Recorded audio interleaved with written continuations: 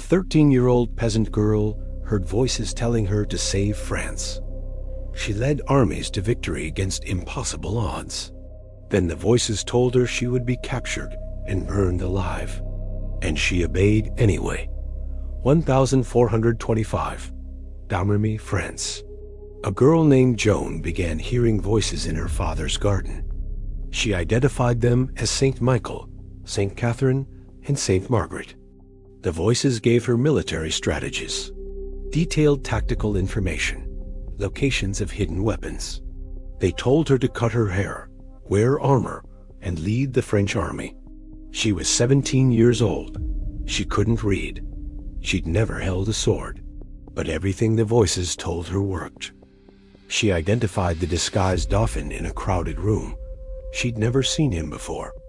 She described a hidden sword behind an altar in a church she'd never visited. Soldiers found it exactly where she said.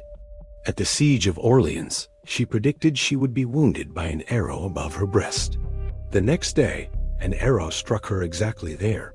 She pulled it out and kept fighting. The French won. But here's what's haunting. The voices also told her she would be captured, put on trial, and burned at the stake before she turned 20. She knew her fate. The voices were never wrong. And she still led the army. In 1430, she was captured. In 1431, burned alive for heresy. She was 19. Her last words, "My voices were from God. My voices have not deceived me." Was Joan schizophrenic? A prophet? Touched by God?